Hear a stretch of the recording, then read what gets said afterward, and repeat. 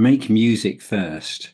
Don't let all this stuff, swamp your music. Your music is the most important thing.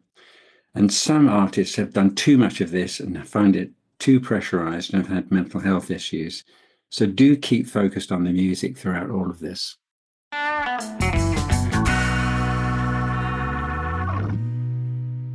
Whether it's commuting to work or school, doing housework, or relaxing, music plays a core role in our own well-being.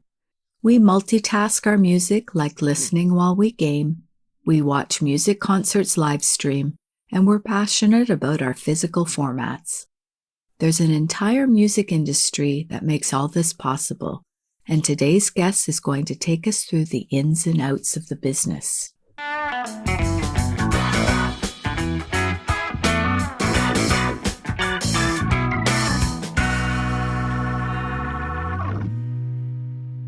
Hello, Page Points listeners. I'm so glad that you've joined us. Today we have David Stops, who is the author of the WIPO book, How to Make a Living from Music. It's in its 3rd edition and was published last year. Welcome to the podcast, David. Oh, it's great to be here, Lise. Thank you very much. David, how about we begin by you telling us about yourself and about your career in the music business? Okay. Well, basically, I'm a failed musician. I used to play guitar, keyboards, and I was a singer when I was young, but I wasn't very good. So I moved into the business side of music. And when I got into the business side of music, I discovered there were lots of failed musicians there. So I was in good company. First of all, I went into artist management. Then I became a promoter in the UK and promoted bands like Pink Floyd, Queen, the Ramones, The Clash, Genesis particularly, U2, and of course David Bowie. And last week we put on Blossoms, who were a band from Stockport near Manchester, and they were fantastic, complete sellout. I then went into artist management. I managed Howard Jones. We sold 8 million albums. The Thompson twins, Tom Bailey, we sold 10 million albums there. And we've just done a mini world tour with Tom Bailey in South Africa, Dubai and New Zealand, which was very successful. I was a director of the CMO PPL in the UK for 10 years. PPL is the 2nd biggest CMO in the world, representing performers and phonogram producers. The biggest, of course, is Sound Exchange. My wife and I created the first statue of David Bowie in the world in 2018 in our hometown of Aylesbury in the UK. And as you say, I'm the author of How to Make a Living from Music, the 3rd edition, which can be downloaded for free from the WIPO website. That's me. That's a lot of experience, David. I love those artists. So how has the music industry changed? And why did the transformation from analog to digital take so long? We have to go back to 1999, which is when the recorded music industry was absolutely booming with the CD boom. In the 90s, they knew about downloads, but a CD quality track would take hours to download due to the huge size of the file and the narrow bandwidth available. MP3s were developed in the 1990s, and they were 9% the size of a CD quality file. So they were much more flexible and nimbler.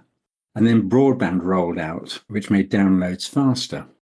Well, these 2 students in America, Sean Fanning and Sean Parker, thought it would be fun to share music with their friends with MP3s. And they developed Napster in 1999, which changed the recorded music industry forever.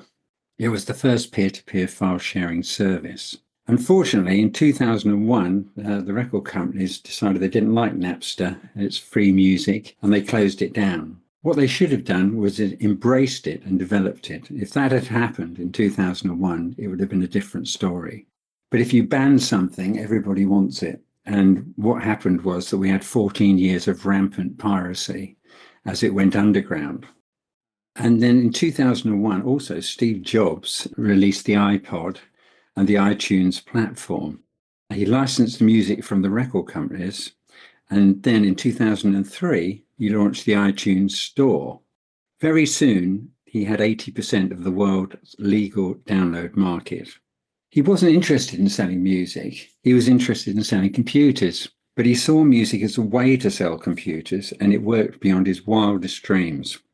In 2007, he wrote to the record companies and asked them to remove technical protection measures from digital files, which he was successful in persuading them. So in 2008, Spotify launched. So things were really moving on by this time. Spotify was inspired by the Pirate Bay, and Daniel Ek just looked at Pirate Bay, studied it, and worked out a way to do a legal version of it. The Apple story is incredible because of Steve Jobs' vision, how music is so powerful and how it can influence things so much. In 2011, Apple became the most valuable corporation in the world by market capitalization. Music was one of the main drivers for that, and Apple has remained the biggest corporation in the world now for 14 years. It's now worth $3.5 trillion, and it's largely driven by music. In 2015, we had the tipping point. The music industry had been declining ever since 2000, going down and down every year. But in 2015, it started to go up again, and that was entirely due to Spotify and Daniel Ek. In 2013, for example, Universal Music Group was worth $6.5 billion. In 2025, it's worth $40 billion, which is 6 times bigger. That's all down to streaming. Legislation also helped, stronger copyright legislation and enforcement. The graduated response rules in some countries were very, very effective, particularly Korea. And there was education of fans that took place all over the world. Website blocking was also very useful, and search engine traffic shaping, wherein search engines such as Google would prioritize legal services and downgrade anything that was illegal. So that's really the history of it. And we're finally there, and the whole thing is booming. But we'll talk a bit more about that in a minute. Thank you, David. If we may, could we pick up the bit about streaming? Before consulting your book, I had the impression that streaming might be hindering the music industry, but you outline the opposite scenario. How has streaming come to the rescue? So in the CD era, you bought a CD and it was only one transaction. The record companies didn't know whether you played it 1,000 times when you got home with it or whether you hadn't played it at all. So there was no information about that. But in the streaming world, all the stakeholders get paid every time a stream happens. And that includes, of course, the music authors on the track and the performers. So digital marketing is all about persuading fans to stream again and again and again and again. And every time you get paid. Before, in the CD era, there were about 10 data points per year for every music fan. You bought maybe 6 concert tickets and 4 CDs or something like that. That gave the marketeers 10 data points. Now it's estimated that every music fan has about 30,000 data points per year. With streaming data, socials, associated analytics, marketing is much, much more focused.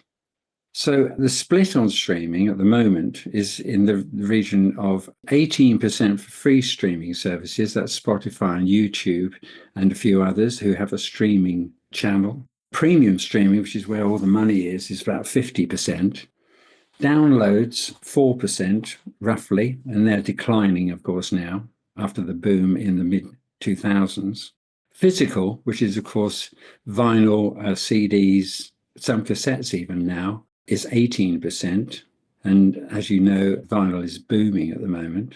The broadcast and public performance from the CMOs is about 10%, and sync is about 2%. A lot of people think that synchronization is really important, and it is, but it's only 2% of the market.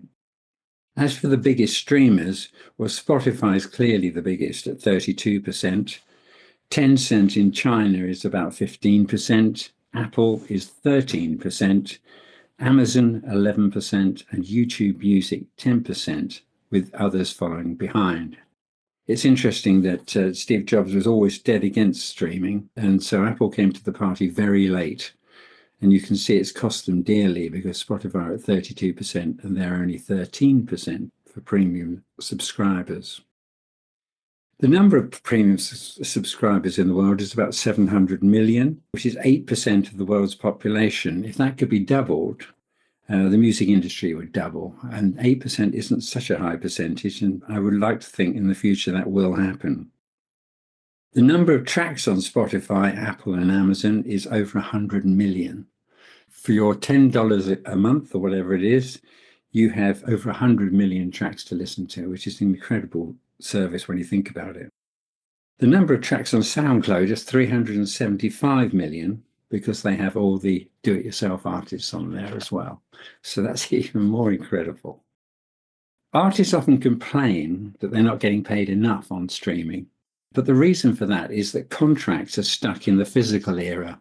With digital distribution, there is no manufacturing costs. There's no trucks on the roads delivering to stores. There's no faulty returns. So all those overheads are gone from record companies. And yet the contracts, royalty rates, etc., remained much the same as they did in the physical era, which means that the record companies are making a lot more money as a piece of the pie. Many artists think they should get a bigger piece of the pie, i.e. higher royalties, and there is certainly an argument for that. Artists with old contracts are particularly badly affected. My suggestion is that they try and renegotiate with the copyright owners. They might only have a royalty of 10% in the digital era, and that's totally inappropriate. DIY artists who have their own label are doing particularly well from streaming. Some digital distributors will pay you 100% in return for a modest annual fee of perhaps $25. So the new artists that are doing it themselves are doing very well out of streaming. Authors are also doing well out of streaming. The mechanical rate on a digital file is about twice that as it was for a CD. So it's around the region of 16% as opposed to 8% for CDs. If you divide the digital dollar, the streaming service takes about 30%, the author 9%, the publisher 4%, the featured performer, which is the artist, about 11%, and the phonogram producer takes 45%. And that's the new reality of where we are in the music industry today. Those are really interesting figures, very insightful. Thank you for that. If I may take advantage of your extensive experience in the industry, can I ask, where should an early career musician begin? Should they learn the fundamentals of copyright and related rights? Or does this knowledge become clear while working through the other elements of the business? Well, when you're starting out, you need to make great music, basically. You're in a situation where there's a massive amount of competition out there. So you've got to be really good. You've got to play your instrument really well. You've got to try and write music right from the start. I think it's a good thing to do. You might just do covers to start with, but start writing your own songs straight away. The other important thing is to choose a unique name. If you don't get that right, and you find out there's another band with the same name halfway through your career, to change it is very, very difficult. So choose a unique name and think hard about it. You could use your own name, of course. Hopefully it isn't too common a name, but a lot of people do that. Other people choose another name, like Elton John was called Reg Webb, and he changed his name to Elton John, which is probably a good move because it sounds more interesting. And if you were going to choose a band name, say you were going to choose the name The Forks for your band, Forks, if you did that and you look on Google, you'll see that there's all sorts of other entities called The Forks. There's a town in Canada, there's cutlery companies, there's all sorts of different things called The Forks. So on search engine optimization, you'd be very, very low down the list. However, if you changed the name to FORCS, The Forks, you would be unique, and that would be at the top of search engine optimization. So that's something to bear in mind. A classic example of that, of course, is The Weeknd. He wanted to call himself The Weeknd, Weekend, but he found out there was another band in Canada called The Weeknd. And so he just dropped the E out of The Weeknd, so it's Weeknd, and he was in the top slot at search engine optimization because it was a unique name and nobody's going to have that name ever apart from him. Play wherever you can. Do as many shows as you can. Play for your friends and family at birthday parties, in bars and pubs, in private events, and open mic nights are really good to learn your craft as a live musician. Street busking is also really good. I'm a huge fan of street busking. I think street busking, you get music on the streets, you feel happier if you're walking down the street. I do anyway. And you learn your craft if you're a street busker. You know, if someone goes by and they put coins in your guitar case, they liked that song. If you don't get any reaction to a song, maybe that's not the song you should be doing. So you learn so much from street busking. You then need to make a great recording, and you engage a digital distributor who will put your track on 50 digital platforms globally, including the big ones, Spotify, Apple, Amazon, etc. Typical examples of digital distributors on the DIY level are CD Baby, Ditto, DistroKid, and for an annual fee of $30 or so, they will give you 100% of the money. Then you create an EPK. An EPK is an electronic press kit, and that's got interviews on it, videos, biogs, photographs. That's what you send to people if you want shows or if you want press articles, etc., etc. Create a website. There's plenty of free templates out there. WordPress, for example. Wix is a common one that a lot of artists use. It's very good. And there's many others. You engage a CRM service for email marketing, such as MailChimp or FanBridge. Then that's the way you build a fan base. You create a constant stream of new content for socials, and you understand your fan base and engage with them as much as possible. You join the appropriate CMOs, and we'll talk a bit more about that in a minute. As for understanding the fundamentals of copyright and related rights, it's very important right from the start. In the book, I hope I talk about it in a fairly understandable way, but there are many other sources out there too. But do understand the basis of copyright related rights. Basically, music has value.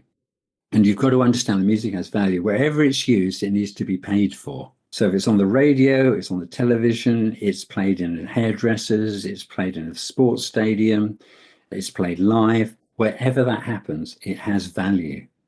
And every time that value is there, it needs to be paid for. So that's a really fundamental thing to understand.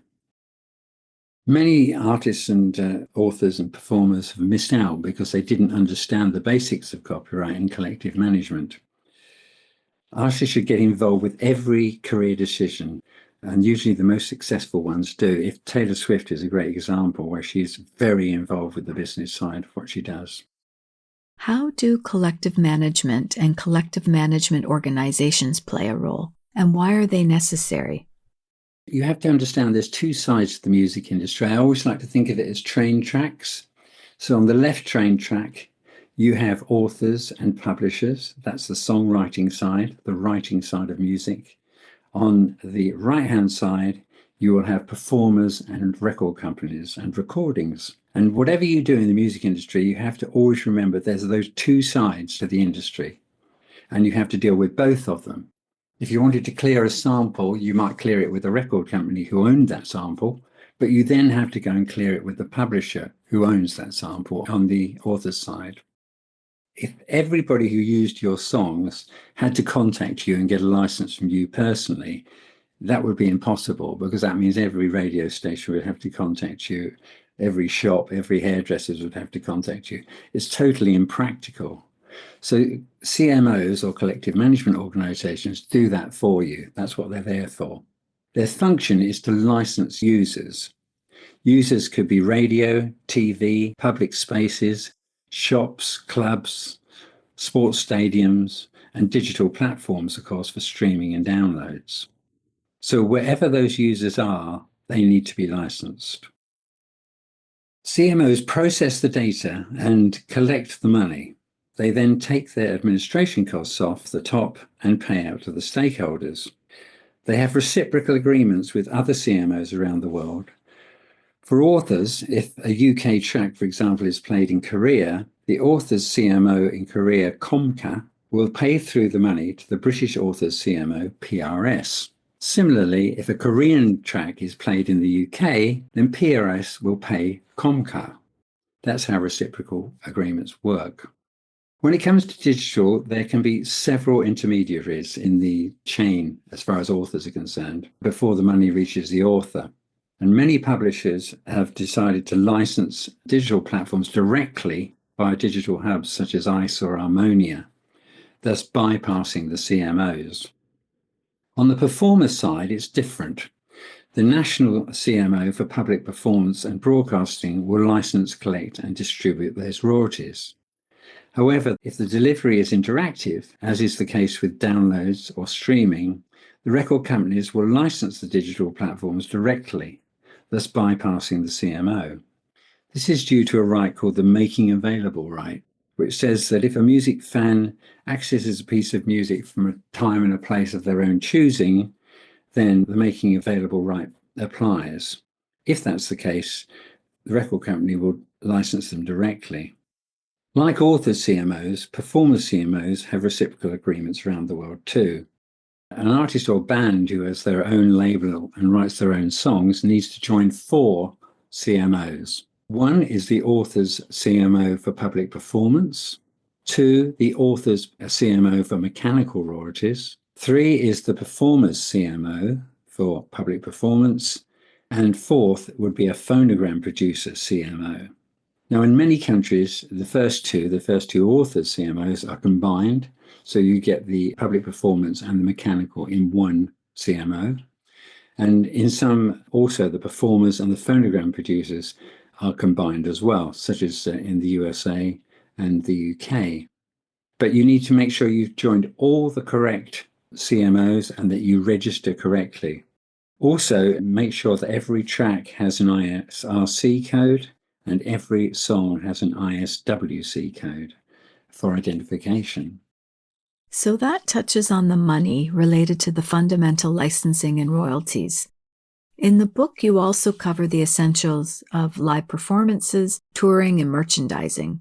So how do those all work? Okay, so on the music authors side, all the money comes through the CMOs and publishers. And that money comes from public performance licenses of the song, broadcasting licenses, mechanical licenses for physical product and digital platforms, sync licenses when music is synchronized to film, TV, adverts, or video games, printed or digital sheet music, private copying levies, or public lending of sound carriers. Now, mechanical licenses are issued by a publisher or a mechanical CMO when a phonogram producer or an audio-visual producer wants to incorporate a work into a recording. They're called mechanicals because they come from the old gramophone when it was invented at the beginning of the 20th century. Private copying levies are levies that some governments place on recording hardware and even storage devices and hard drives, which is like a tax which goes back into the music industry to compensate them from fans copying at home. Some countries have them, some countries don't. On the music performers side, money comes from various sources, from public performance licensing, from broadcasting licenses, from non-interactive digital delivery via the internet, and they're all through CMOs. And then you get fees for live performances, concert venues, festivals, clubs, bars, public places, private events, live performances on radio and television. You get royalties when a phonogram producer sells a recording on a physical sound carrier, such as vinyl, cassettes, CD, or a DVD. And then you get royalties when a phonogram producer receives income from a digital recording of the performer's performance via the internet from download or streaming platforms, except for non-feature performers in many countries who don't get the digital royalty. There's also master reuse when a recording is synchronized to visual images, video, or film. There's then merchandising at live events and online, private copying levies, sponsorship and branding, and public lending of sound carriers. So those are the main income streams for performers and authors. When it comes to live, we go into it in great depth in the book, have a very deep dive into the income streams from live. Getting started, obviously you play everywhere you can, even for no money, but it's the only way to get experience on stage is to do lots of it. And I recommend that everybody who's in the industry, is an artist, plays as often as they can live. It's very important to have a look at sound and lighting at gigs and make sure, don't forget that the sound is massively important and lighting is too. You also always need a sound check. I would never recommend playing without a sound check. It's good to go to Sonic Bids because they create an EPK for you and put you in touch with promoters. You then later on could engage a booking agent who can get you shows and build a touring team. It's very important to apply for visas and work permits well in advance of playing abroad. Also, freight agents, shipping, and carnets. Carnet is a temporary import certificate, which is essential if you're playing abroad, out of your home country. Insurance, there's all these insurances you always need: cancellation, equipment insurance, travel insurance, and public liability insurance. Very important to think about security. And a lot of artists are looking very strongly at sustainable touring, where the carbon footprint is reduced as much as possible. There's also holograms and virtual reality situations now, like ABBA's Voyage, which has been a huge success in London. It's often the major income stream live, very important to look at it very carefully. In COVID, of course, it was a complete disaster. Everybody suffered. I really enjoyed your coverage of building a fan base through digital marketing and social media. You provide so many tools and tips that can be applied to many business interests, not just music. What would be your top 3 pieces of advice in this domain? So the first thing I would say is understand the fan base. Build the fan base through live performances, socials, and media, but then study the analytics. How old are they? What gender are they? Where do they live and what socials do they use? If you know where they live, you know where to tour, because if there's a town where there's a lot of fans, that's obviously a place to find a show. So have a presence on a range of socials, but focus on the one where your fans live. The second point I would say is to collaborate with other artists on recordings, both domestically and internationally if possible. A good collaboration could double your fan base. Other artists' fans will follow you and your fans will follow them, so that everybody wins. A great example was Lil Nas X and Billy Ray Cyrus, who absolutely exploded their fan bases when they worked together. The third point I would say is always create new content regularly. New content and ways to engage your audience are absolutely essential. Have Q&A sessions, have competitions, have podcasts, like or comment on every fan comment. Keep everything up to date, especially the website. It's better to have no website than an out-of-date website. But please don't overdo it. Make music first. Don't let all this stuff, swamp your music. Your music is the most important thing. And some artists have done too much of this and find it too pressurized and have had mental health issues. So do keep focused on the music throughout all of this. My last question for you today is the hot topic of artificial intelligence and the potential threat it poses to the recorded music business. How do you personally see this unfolding? As you say, it is the hot topic.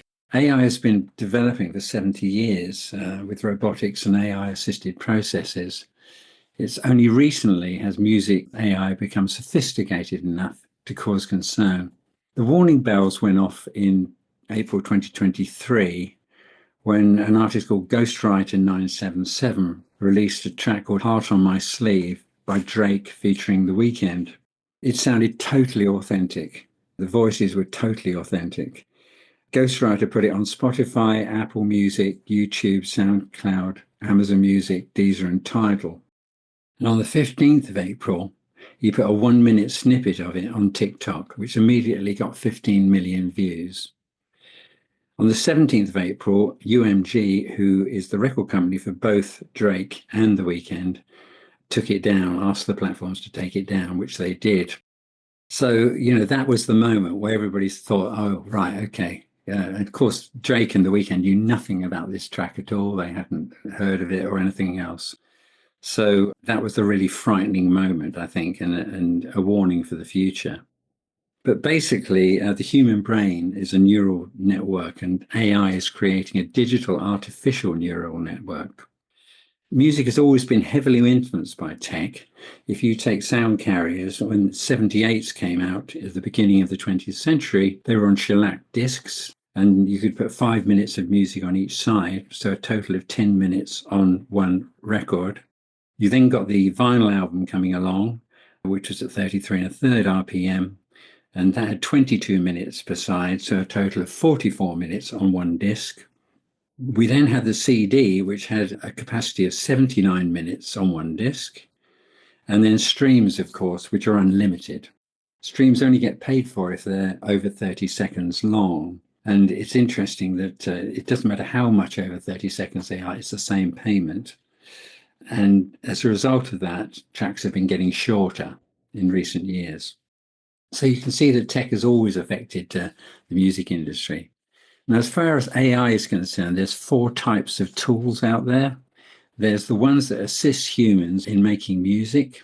There's ones that generate music by stitching together pre-existing musical segments or stems based on certain criteria set by the user. The third is the AI that assists humans to generate tracks that imitate the style, sound, or voice of a specific artist, and that was the case with the Drake and Weekend track. And the fourth one is AI models that actually compose or produce original music. On the fourth one, we haven't really got there yet, but it was not far away. We think months rather than years. Copyright cannot be granted to a fully AI-created piece of music, but it can be if a human being is involved in that track's process. So it's possible to get copyright, although that is still being decided in governments around the world.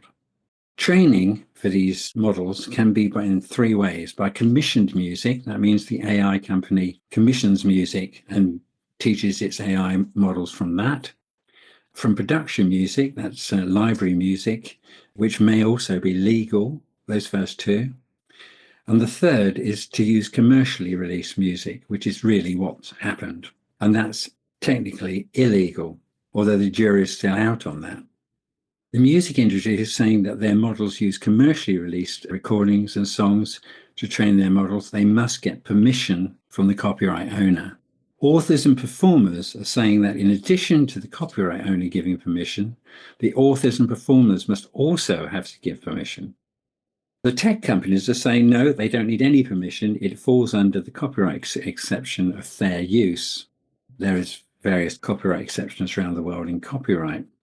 And this hasn't been decided yet, but it all hangs on whether it's fair use or not.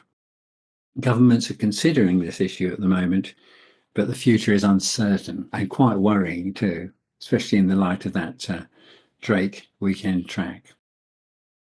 Thank you, David. I'd really like to thank you for your time today and for sharing your wealth of expertise and practical knowledge, and for further bringing to light your book, How to Make a Living in Music, which is available in several places in the WIPO environment, our Knowledge Center repository, the publications page, and the Creative Industries page. It's also available to order a print copy from your favorite bookshop.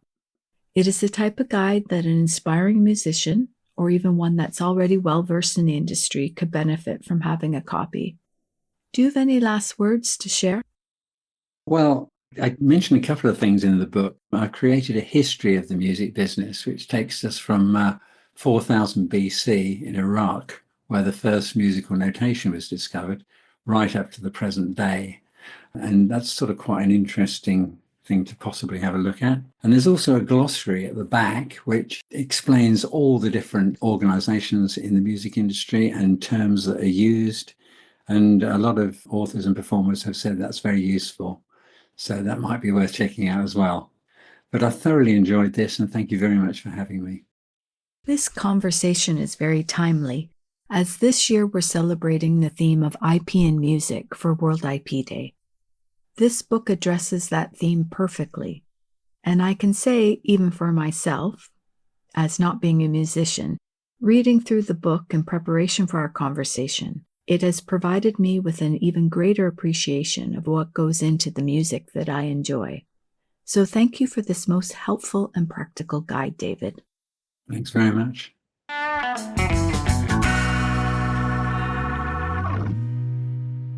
I hope that you enjoyed my conversation with David and that it has piqued your interest to download a copy of his guide on making a living from music.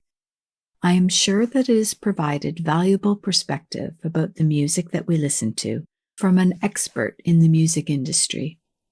Lastly, I would like to take this opportunity to wish you a happy World IP Day 2025 on IP and Music. Feel the beat of IP. Until next time and the next page points, bye for now.